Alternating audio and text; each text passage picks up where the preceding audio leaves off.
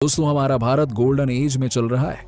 यानी कि आज एक ऐसे दौर से गुजर रहा है कि जिसमें अगर हम चाहें तो पूरी दुनिया को अपने कदमों पर लाकर खड़ा कर सकते हैं, क्योंकि भारत की आधी से ज्यादा आबादी 18 से 40 साल के बीच की है, जो युवा है, ताकत से भरपूर है और काम कर रही है। जब जापान की ज्यादातर आबादी युवा थी तो उसने परमाणु बॉम्ब का प्रकोप झेलने के बाद भी तरक्की करी और आज जापान बड़े बड़े देशों को पीछे छोड़ चुका है।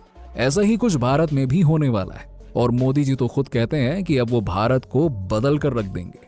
चलिए, ऐसे में हम जानते हैं कि आखिरकार साल 2030 तक भारत में क्या क्या होने वाला है। Pod taxi.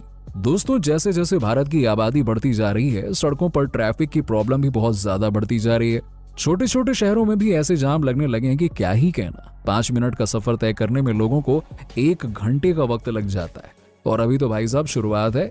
ये समस्या कुछ समय में और भी ज्यादा बढ़ जाएगी, जिसे देखते हुए भारत सरकार ने पॉड टैक्सी का उपाय सोचा है और इसकी टेस्टिंग भी हो गई है। असल में ये पॉड टैक्सी बिना ड्राइवर के चलेगी और इसकी सबसे खास बात ये है कि ये जमीन पर नहीं बल्कि हवा में चलेगी, जिससे ना तो ट्रैफिक होगा और ना ही लोगों को एक जगह से दूसरी जगह जाने में कोई प्रॉब्लम होगी।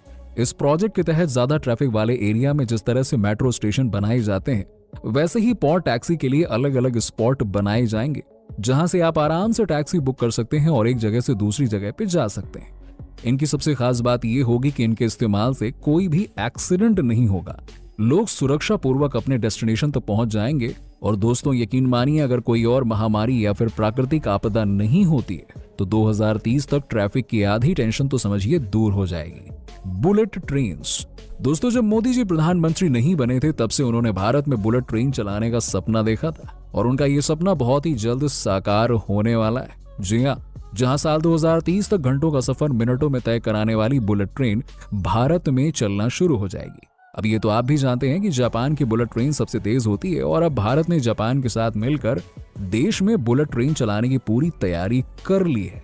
कहा जा रहा है कि इसकी शुरुआत मुंबई अहमदाबाद रूट से होगी और फिर धीरे धीरे भारत के सभी बड़े बड़े राज्यों से बुलेट ट्रेन होकर गुजरेगी।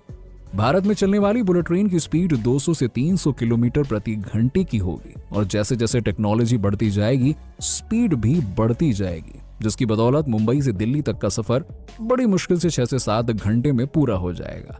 Digital ecosystem. दोस्तों, हमारा भारत किस लेवल पर डिजिटल हो रहा है ये तो आप भी जानते हैं। जहां आज के समय में लगभग 70 करोड़ लोग इंटरनेट से जुड़े हुए हैं और इस साल के अंत तक ये आंकड़ा 90 करोड़ तक पहुंच जाएगा। और ये आंकड़े सिर्फ यहीं पर नहीं रुकने वाले, बल्कि 2030 तक 120 करोड़ से भी ज्यादा लोग इंटरनेट का इस्तेमाल कर रहे होंगे।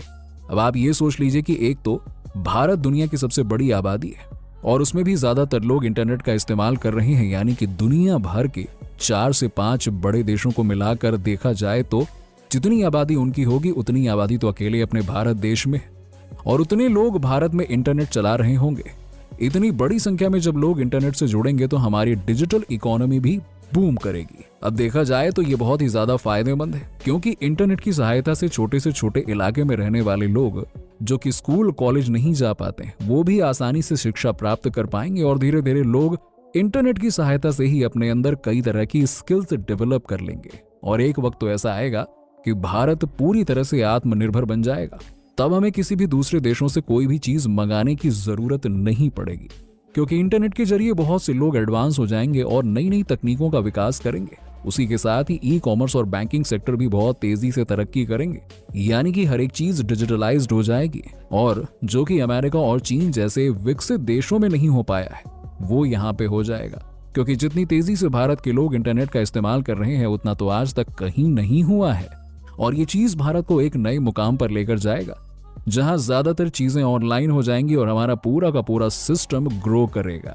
और यकीन मानिए दोस्तों, ये सब कुछ तो आपकी आंखों के सामने होगा। यस, वो भी मात्र 5 सालों के अंदर ही। जी हाँ, 2030 तक भारत फुल्ली डिजिटलाइज्ड कंट्री बन जाएगा। दिल्ली मुंबई एक्सप्रेसवे।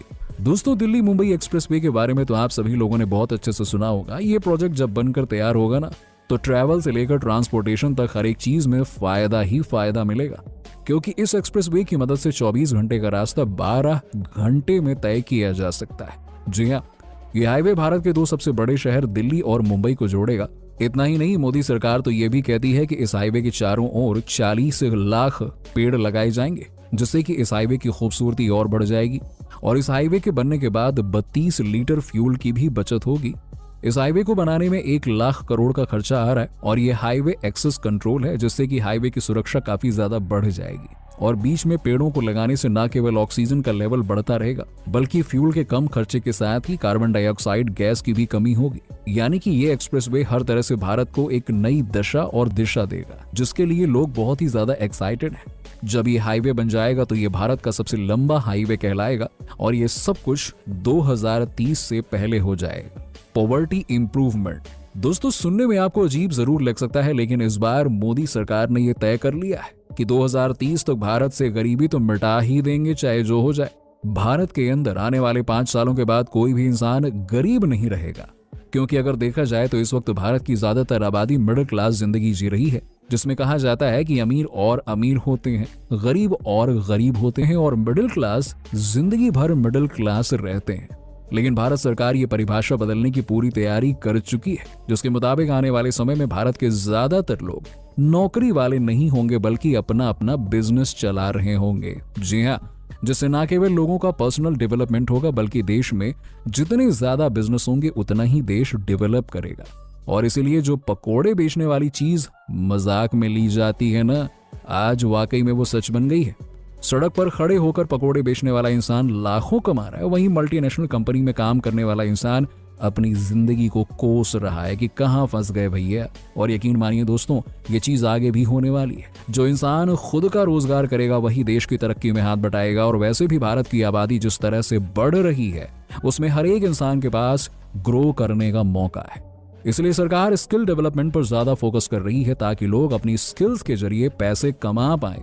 और अब भारत में व्यापार करना पहले से काफी ज्यादा आसान हो गया है, जिसकी मदद से लोग धीरे धीरे करके अपने आप को गरीबी रेखा से ऊपर उठकर मिडिल क्लास वाले लेवल पे शिफ्ट हो रहे हैं। और जो लोग ऐसा नहीं कर पाएंगे, उनके लिए कुछ ऐसी स्कीम्स लागू करी जाएंगी ताकि वो इधर उधर भटक कर भीख मांगने के बजाय चैन की 2 रोटी खाकर चैन से सो सकें। Smart cities. अब दोस्तों, ये बात तो साफ है कि आने वाले समय में भारत में एक से बढ़कर एक स्मार्ट सिटीज तैयार होंगी, जो कि चीन और दुबई को भी पीछे छोड़ देंगे। और टेक्नोलॉजी का तो क्या ही कहना, इन स्मार्ट सिटीज में बहुत ही हाई लेवल की टेक्नोलॉजी देखने को मिलेगी, जो कि भारत को एक अलग ही इकोनॉमिक डेवलपमेंट की ओर ले जाएगी।